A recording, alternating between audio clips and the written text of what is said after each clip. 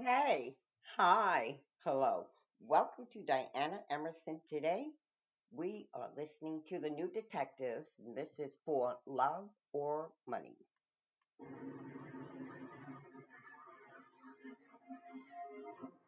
unidentified body turns up in the woods of North Carolina. With no motive and no suspects, investigators struggle to find the killer.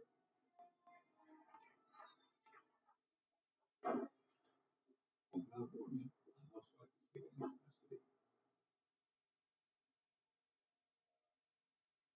When no record of her arrest turns up, detectives begin to fear the worst. A tragic horse accident ends the life of a Montana woman, but examiners uncover the markings of a murder. When a crime scene yields vague clues, detectives must piece together their case through other means. Forensic science has found ways to uncover motive, exposing those who kill for love or money.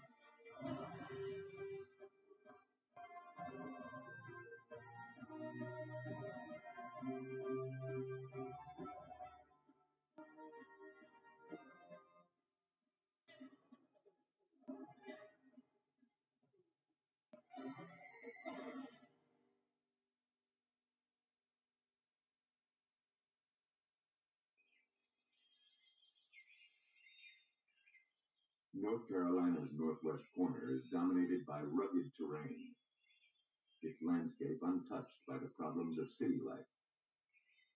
That was about to change. On January 7th, 1994, a Department of Transportation worker surveyed some land near a rural highway.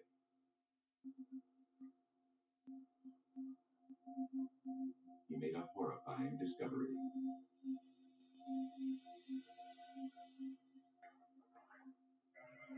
Investigators from the Watauga County Sheriff's Department were called to the scene. Hidden among the overgrowth, they found a body. Though the cool weather helped preserve the body, investigators determined he had been there for some time. The victim, a man in his 30s or 40s, had gunshot wounds on the left temple and the right side of the neck. The body was completely nude, except for a watch and ring on his left hand. But other than the jewelry, there wasn't much evidence to identify the victim or tie him to his killer. Investigators scoured the scene around the body, searching for any scrap of evidence. A few feet from the body, they found a piece of black electrical tape. The single strand of tape was collected and sent to the crime lab for analysis. Captain Paula Townsend worked the case. Hoping to identify the John Doe, she entered what little information she had into the police database. We knew that we did not have any outstanding missing persons in our county, so we would have to make some effort to locate a missing person from another area and determine his identity. They didn't have to wait long. Later that evening, detectives got a call from police in nearby Salisbury. A man in their town had been reported missing several weeks before.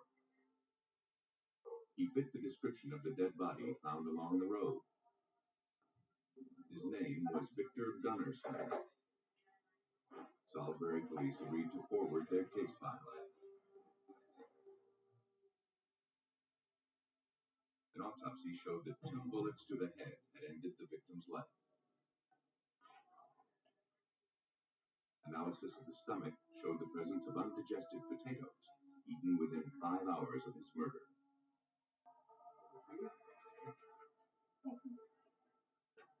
Townsend searched through Gunnarsson's case file, looking for any clue that could help her identify him as the victim. There was nothing conclusive.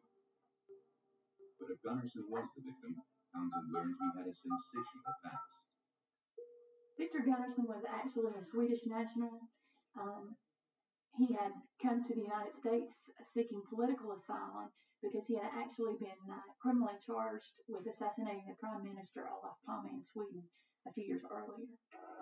Gunnarsson had been held as the primary suspect in the assassination, but was released when no witnesses could identify him as the killer. Watauga investigators were having a similar problem.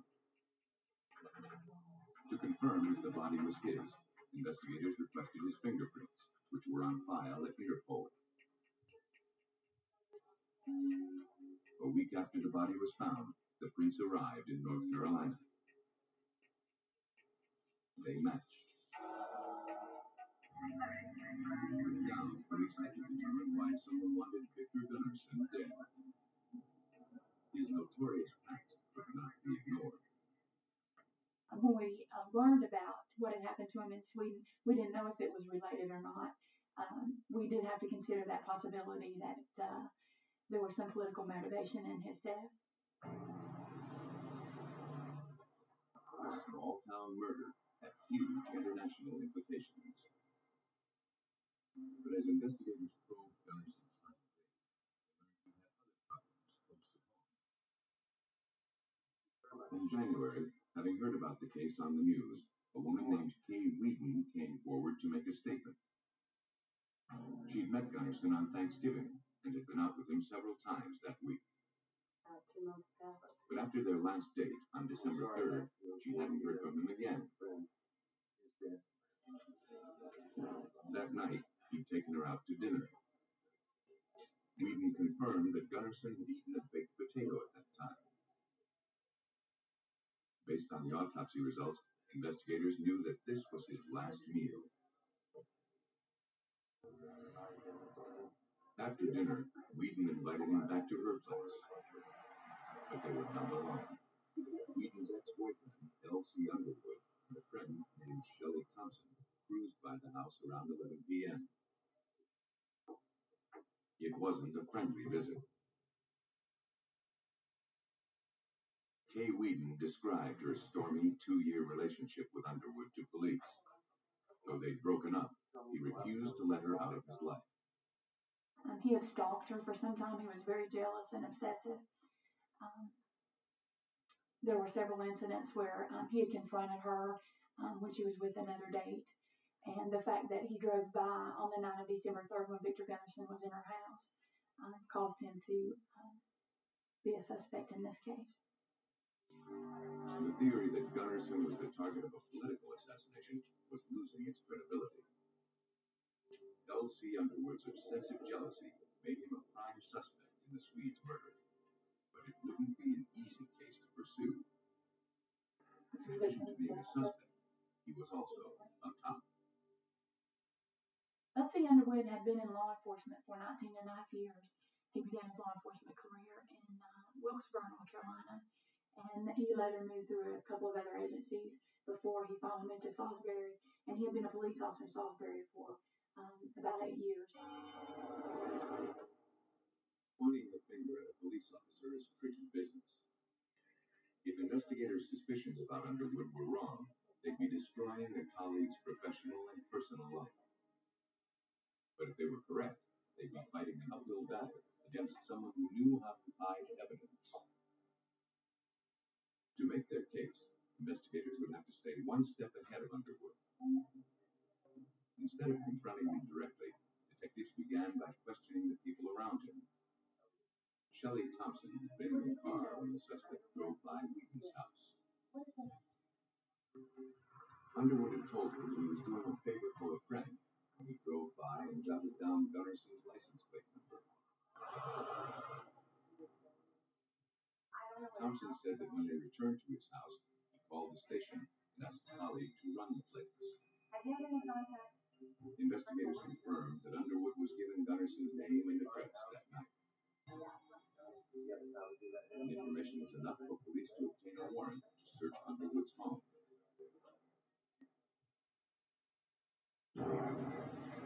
They were about to confront a fellow police officer, a prime suspect in a murder investigation.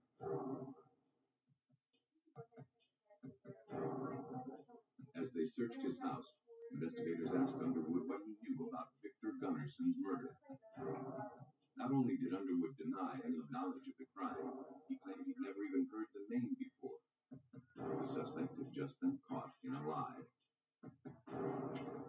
But that didn't prove murder. Investigators needed solid physical evidence to connect him to the crime. The initial search of the immaculate home contributed nothing to the case.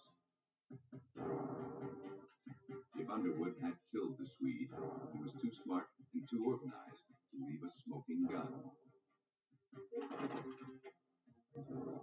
The only way to catch him would be to find less obvious clues in unexpected places. Behind the washing machine, they noticed something they had seen before. A piece of black electrical tape, like the one found near Victor Gunnarson's body.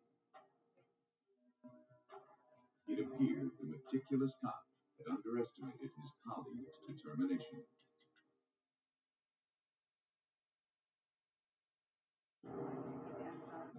Watauga County, North Carolina police struggled to solve the murder of 38-year-old Victor Gunnerson.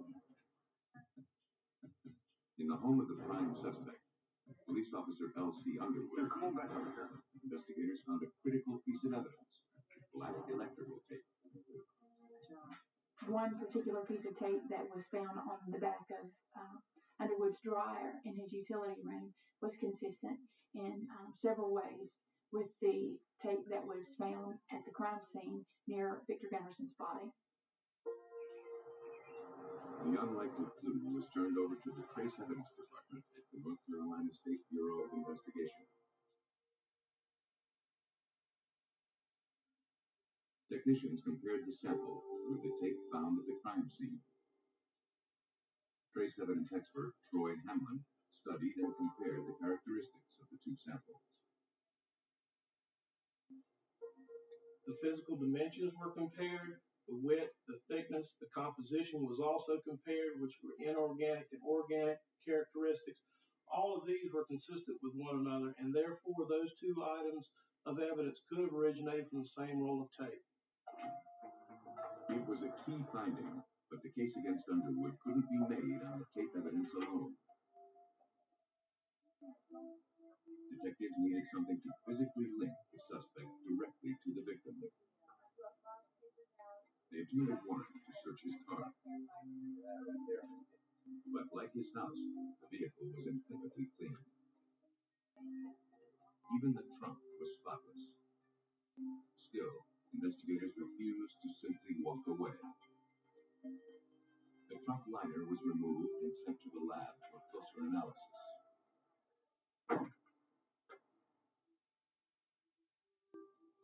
That too would be a struggle.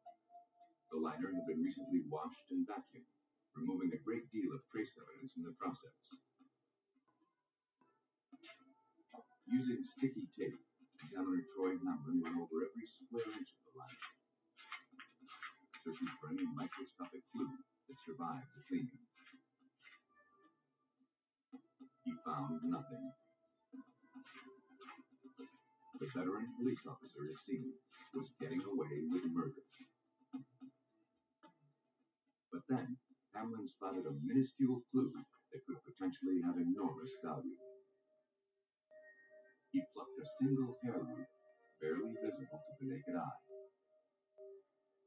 Probing more carefully at that area of the carpet, he was able to extract 17 more hairs, deeply embedded in the weed.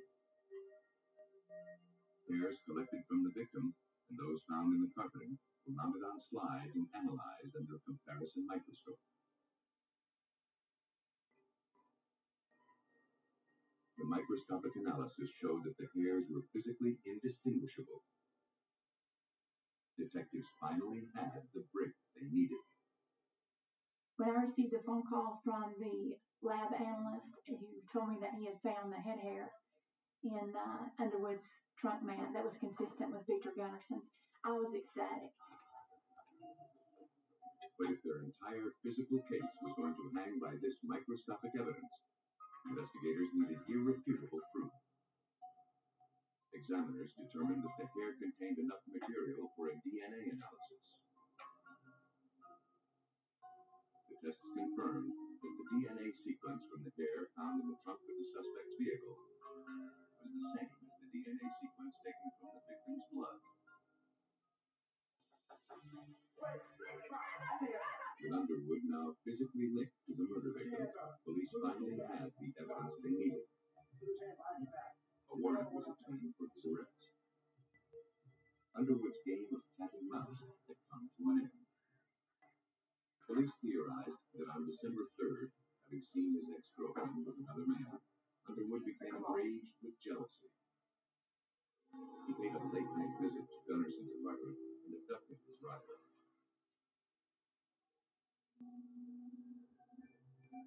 With his victim tied up inside the trunk, Underwood drove for over an hour before arriving at Gunnarson's final destination.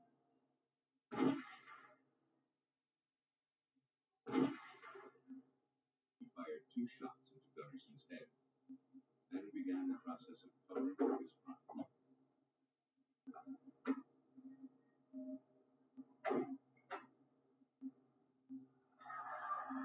In July of 1997, L.C. Underwood was found guilty of first-degree murder and sentenced to life in prison.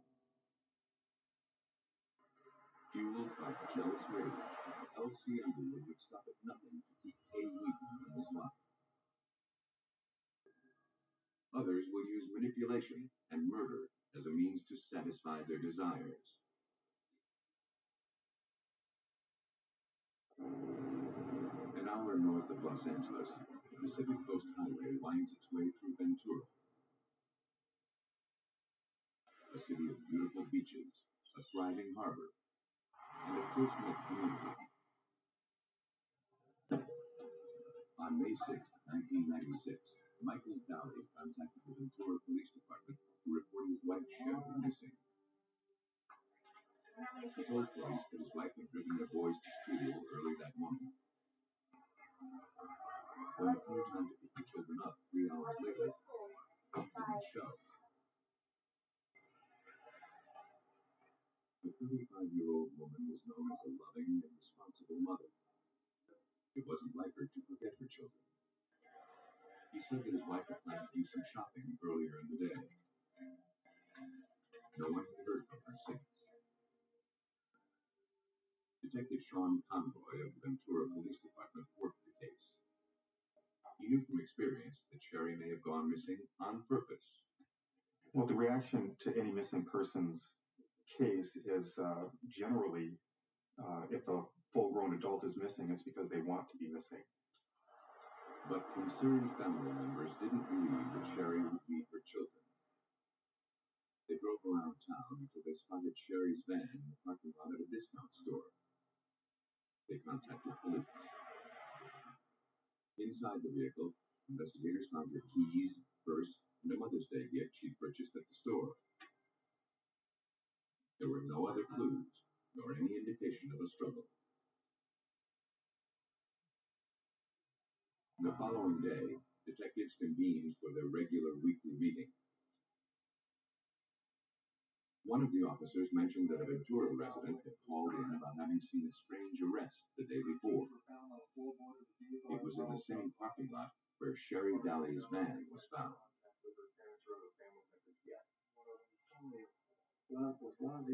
They paid a visit to the witness.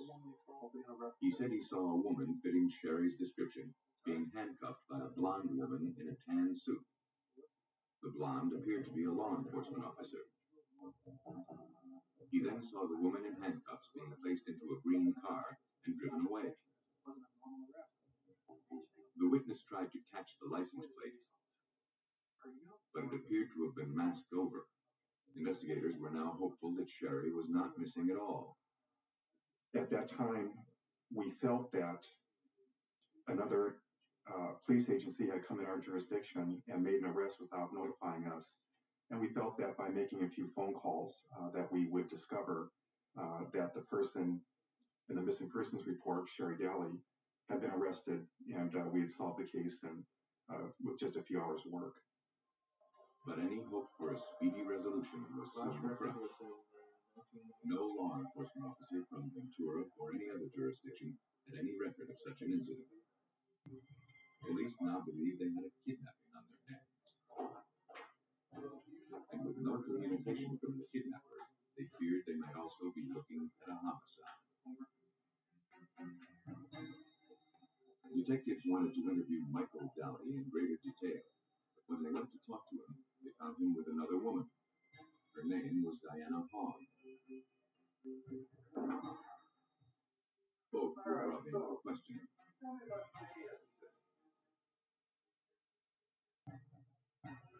Detective Skip Young interviewed Michael Daly. In our first several conversations with Michael, he did not appear to be the worried, frantic, concerned husband that you or I may be. He was very matter of fact, didn't have a reasonable explanation as to why his wife would leave him. Daly told police that at the time of his wife's disappearance, he'd been at the grocery store where he worked. The alibi checked out. Daly's girlfriend, Diana Hahn, denied any knowledge of Sherry's whereabouts. But it wasn't her statement that raised suspicions. Hidden beneath her bangs, Hahn sported some fresh scratches. She claimed she'd had a bike accident and tumbled over the handlebars. Investigators weren't buying the story. We know from years of police experience that it's impossible for someone to fall over the handlebars of a bike without putting their hands out to break their fall. It's an automatic reflex.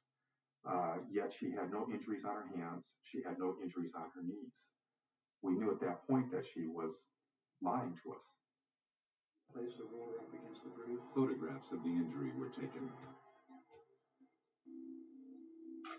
In the pictures, investigators could also see faint bruising on her arms and hands. It appeared that someone had gripped her so tightly that they even caused bruises to her fingers. Police suspected that Hahn was involved in the kidnapping. She didn't own a green car, but she could have rented one. Investigators canvassed rental car agencies in the Ventura County area. They learned that a car was rented the day before Sherry's disappearance, returned the day after, with 126 miles put on it.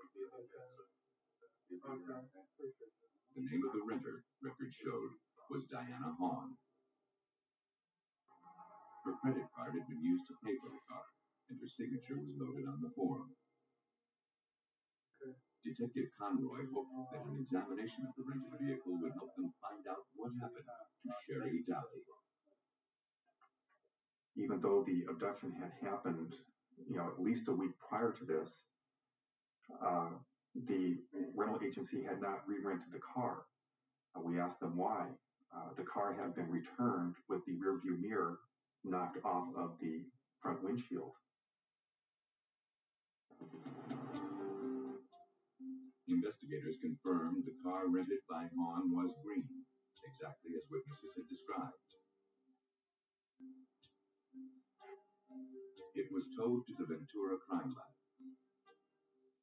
There, criminalists processed the vehicle, searching for any sign of Sherry Daly. Throughout the car, they noticed staining.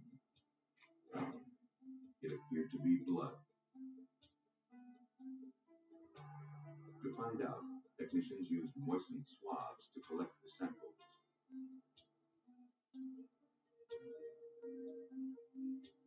In the lab, the samples were placed in a tube with a chemical that reacts to blood.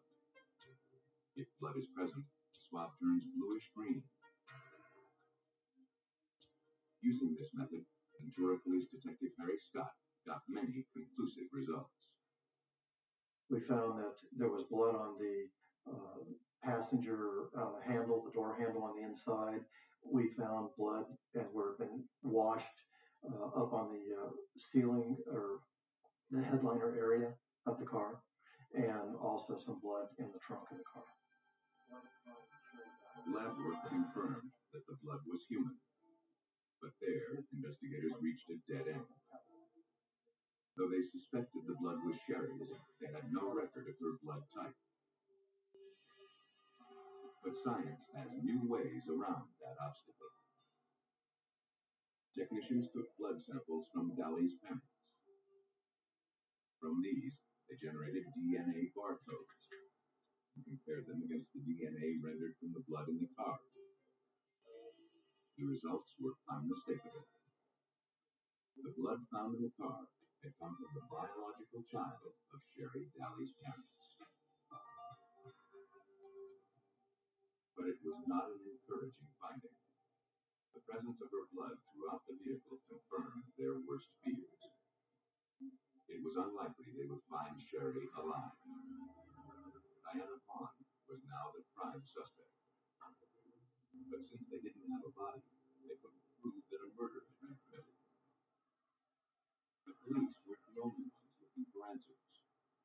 This is where the community stepped up, and friends of Sherry Daly each weekend morning would gather at the department store where she was abducted, and they would go out in search parties. On June 1st, nearly a month after the abduction, searchers noticed the odor of decomposition in a remote location on the outskirts of Ventura.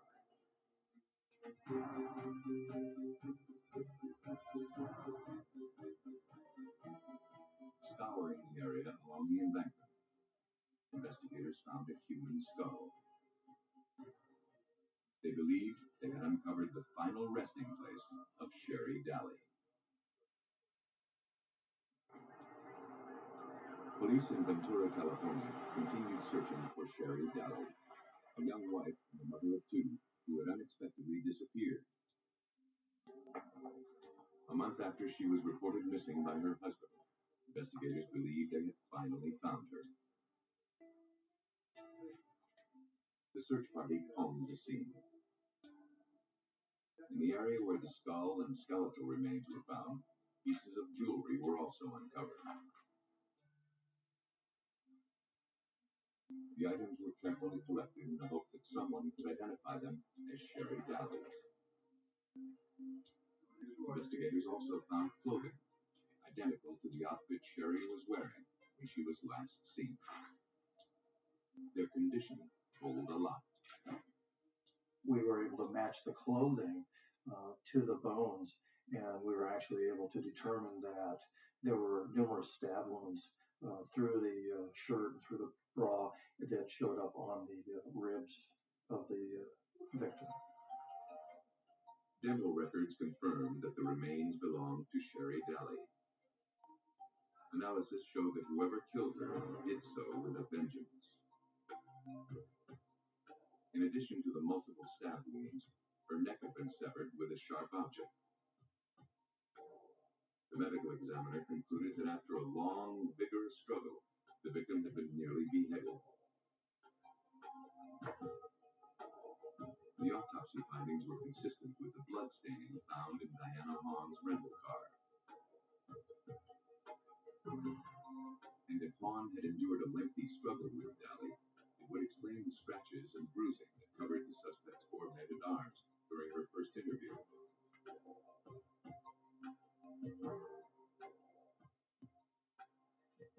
Detectives believed that Diana Hahn had killed Sherry Daly, but they didn't think she had planned the murder on her own. Searching Hahn's phone card records from the day of the murder, Detective Sid Young found evidence that her lover had been in on the plot. The day of the murder, we were able to determine that there was at least 3 telephone communications from Diana Hahn to Michael Daly the morning of the actual kidnapping and homicide. One of the calls was made to him from a payphone just minutes from the ravine where the body was found. It appeared that Hahn was checking in with Daly. Police focus turned back to the victim's husband. Investigators learned from witnesses that Michael Daly was a drug user and that he'd been flaunting his affair with Hahn for the past few years. We learned from close friends and neighbors that Sherry had reportedly given Michael an ultimatum: clean up your act, knock off the drug use, drop the other woman, and supposedly Sherry was actually seeking the advice of an attorney. Investigators speculated that with Sherry out of the way, Daly wouldn't have to comply with his wife's demands. He could pursue his new relationship without having to pay alimony or share his children. A lot of activity during To that time detectives' way period. of thinking, he had a lot to gain from his wife's disappearance. The evidence against Diana Hahn and Michael Daly was damaging, but investigators still hadn't physically connected them to the kidnapping or the murder. If they were going to make a case stick, they'd need some evidence proving that Hahn had disguised herself as a blonde law enforcement officer. Again, the close-knit community came forward to help. A clerk who was following the case in the press told police that she remembered selling Diana Hahn a blonde wig sometime before the murder. The clerk also commented that she had noticed a photograph of a man and two children inside Hahn's purse. She assumed the photo was of Hahn's family. Police showed the clerk a photo of Michael Daly and his two kids. It was the same photograph the clerk had seen in Hahn's purse. Investigators learned that Diana Hahn couldn't have children of her own. They began to suspect that Michael Daly had manipulated her with promises of a bright new future.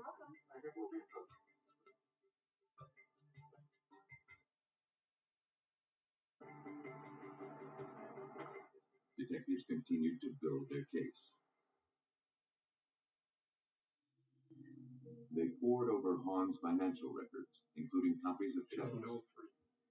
One of them was written to a large discount store just days before the abduction. The list of items purchased included a piece of poster board, plastic trash bags, a two-piece tan uniform, and a hatchet. Police obtained a warrant to search Hahn's home. They never found the hatchet or the uniform, but they did locate a piece of poster board. The barcode number on the poster board was identical to that recorded on the receipt. They couldn't understand how the board fit on Hahn's shopping list until they took a close look at the shape cut out of it. It was exactly the same shape as a license plate. That explained why witnesses couldn't see a license plate number. Hahn had covered it over with a fake.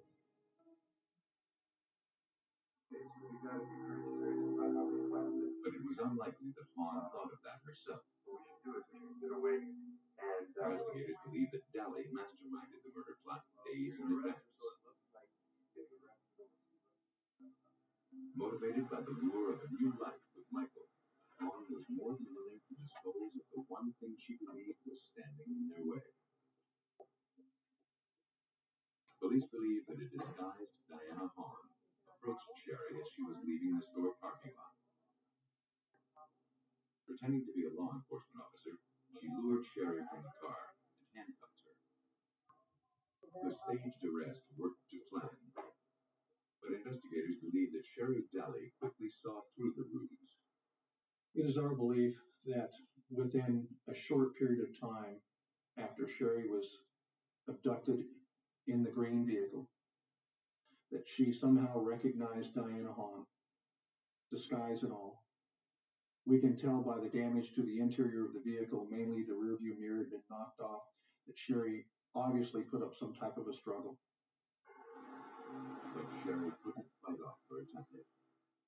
After driving her to a remote location, Hahn viciously stabbed Daly at least 17 times, placed the body into the ravine. Diana Hahn was arrested for the murder of Sherry Daly on August 1st, 1996. From her jail cell, she reluctantly implicated Michael Daly as the mastermind behind the plot. Daly was arrested the following November. Though the murder investigation had come to an end, Ventura would be forever haunted by the young housewife's tragic end. All she wanted to do was to have a family, have a husband, raise her children. I still think about this case. I still think about what was going through Sherry Daly's mind. when she realized that it was Diana Hahn behind the wheel and she was going to have to fight for her life. Diana Hahn was found guilty of first-degree murder and kidnapping. She was sentenced to life in prison without parole. Tried 6 months later, Michael Daly was also found guilty in the murder of his wife. He was also sentenced to life in prison. Diana Hahn and Michael Daly were willing to destroy a family in order to be together. When money is at stake, some family bonds can become twisted and deadly. Nestled in the Rocky Mountains of western Montana, Mineral County is known for its frontier feel.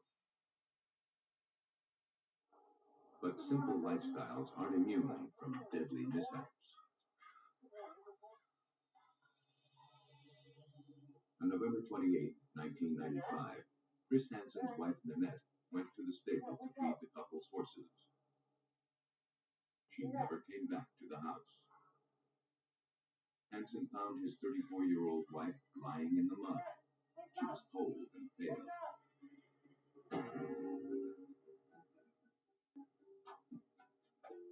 Hansen called 911. He thought that maybe Nanette had been trampled by horses. She was either dead or dying. The operator immediately dispatched an ambulance.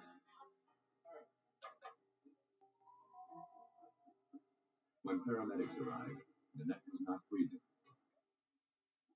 She had no pulse. All her husband Chris and stepson Scott could do was watch as they attempted to revive Nanette with CPR.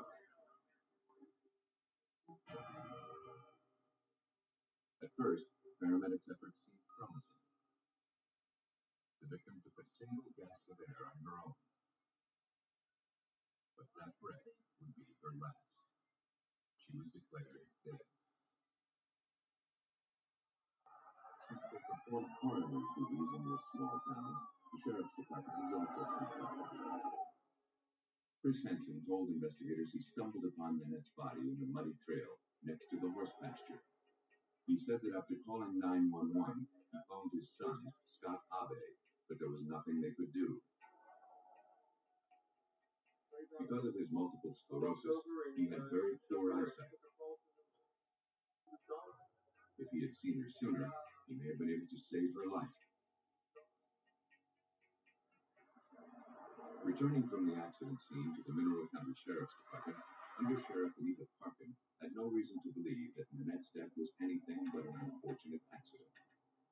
And she did have some bruises that looked like maybe a horse stepped on her or something similar of that nature. And with the conditions in the barnyard, I could see where somebody may have been knocked down or slipped or something happened of that nature. News of Nanette's death spread through the small 3,000-person community. With it, suspicions swirled. Within hours, friends and neighbors of the victim were calling the sheriff's department to voice their misgivings about the tragedy. No one in the community believed Nanette Hansen's death was an accident.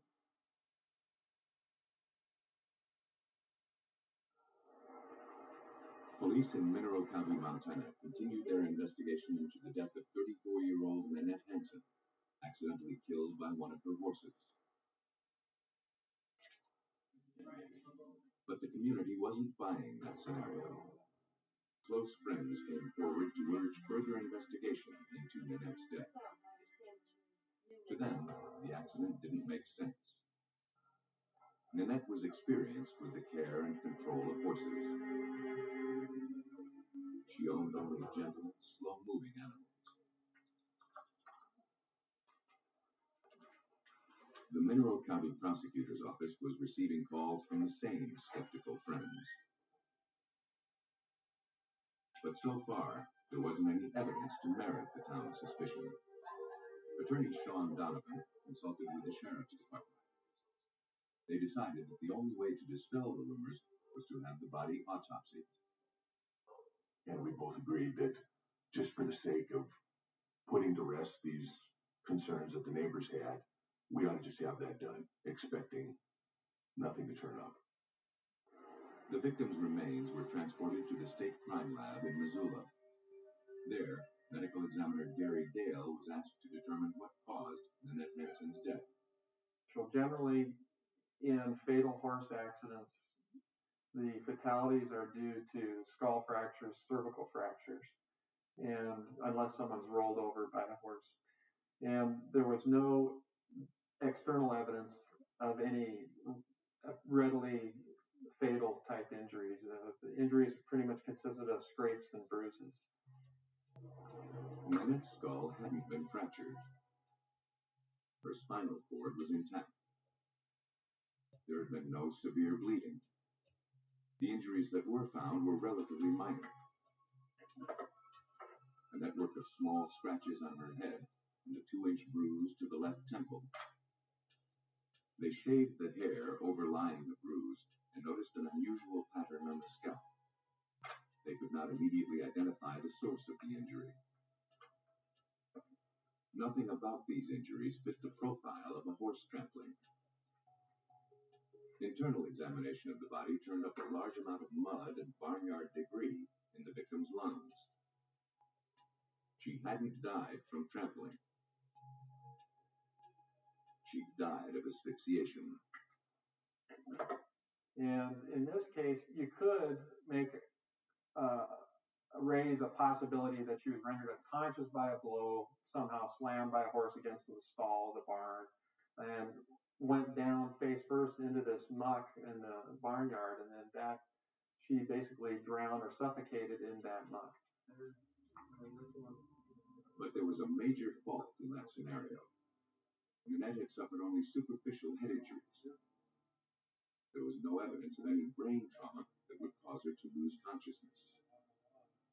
A grim new theory formed. There was a fair probability that she was held face down into the ground, into the soft, wet soil, by her forearms, by her hands, and that pressure was being applied to her back and to the back of her head. She's basically being forced face first into that. What had initially appeared to be an accident was now being called a homicide. But as soon as that happened, we switched from this being a coroner's inquest, which is how this had begun, to being a criminal investigation. With a homicide case opened, the victim's husband, Chris Hansen, was brought in for questioning. They hoped that he could help them find out who might want his wife dead. Though Nanette Hanson's death had been ruled an accident, an autopsy led Montana investigators to open a homicide case. Detectives questioned her husband, Chris Hansen. The many bruises and scrapes on Nanette's body suggested there had been a struggle leading to her death. To find out if Chris Hansen had been on the other end of that struggle, they asked him to remove his shirt. He was covered with what looked like fingernail scratches. When asked to explain the marks, he claimed that he'd tripped and fallen inside the house. Hansen stated that with his multiple sclerosis and near blindness, there was no way he could have physically dominated his wife. Though he was telling the truth about his MS, he appeared to be overplaying his handicap. We later learned during the investigation that he was able to play dice and see the different dice, was able to stand beside a pool table and know which number were on the balls, and that he had applied for and received a big game hunting license in 1994. Though he may have been too weak to work, investigators believed he was strong enough to beat up his wife. Nanette's friends and co-workers said that she frequently had black eyes and bruises. Things had been particularly bad, investigators learned, since Chris's son, Scott Abe, came to town. The 31-year-old hadn't seen his father since he was a small boy. About a year before Nanette's death, he came for a visit and decided to stay. He rented a trailer just a few minutes away and started building a cabin on their property. For father and son, it was a blissful reunion. Investigators began looking into Abe's background as well. A co-worker told investigators that Abe had been very vocal about his hatred of Nanette. He boasted that he could stage an accidental death by nailing a horseshoe to a board and beating her with it. He said he would do anything to keep her from getting her hands on his father's property and inheritance. Abe appeared to have gotten his way. Poring over records, detectives learned that in the weeks before Nanette's death, Abe had prompted his father to financially separate himself from Nanette. Hansen complied. He canceled their joint credit cards and opened a new bank account in his name only. It wasn't enough information to make an arrest, but it did get the sheriff's department a warrant to search Abe's property. They searched for any objects that matched the mysterious pattern of cuts and bruises on the victim's scalp. In his trailer, they found a pair of boots. The tread pattern looked eerily familiar.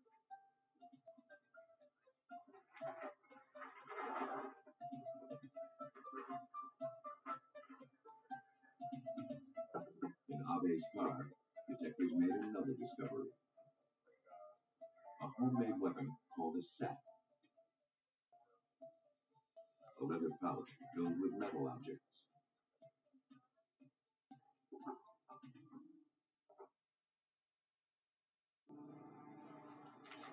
The items were sent to the Montana State Crime Lab. Simply believing that the father and son team had killed Nanette was not enough to prove murder. Unless someone could draw an irrefutable link between this evidence and her injuries, the two would never be charged. Investigators' best hope was now in the hands of forensic expert Debbie Hewitt. It's kind of like putting a puzzle together where you pick up this piece of puzzle and pick up this piece of puzzle and see if it will fit in the appropriate space. And when you do find that one final puzzle piece, you know that you have the complete picture all done. Hewitt began her analysis with the boots. She pressed the treads into an inked pad, then made numerous impressions on clean white paper.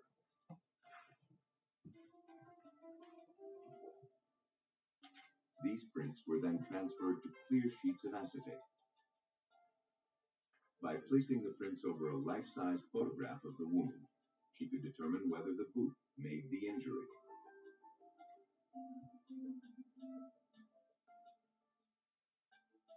The sole pattern from Abe's boot matched the injury on Nanette's scalp.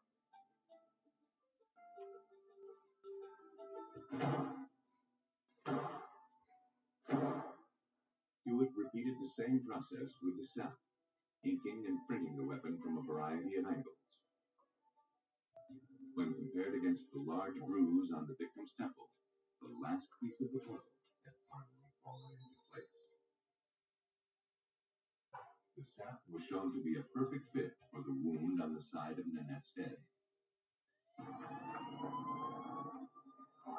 Father and son teamed up to do away with the woman who came between them and their greed. But their plot didn't hold up to forensic scrutiny.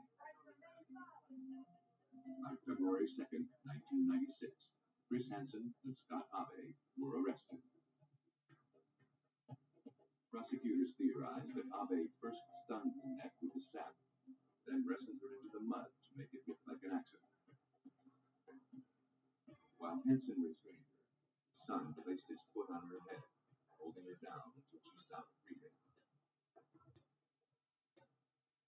Had it not been for the insistence of Nanette's close friends, this brutal act would have stayed buried forever.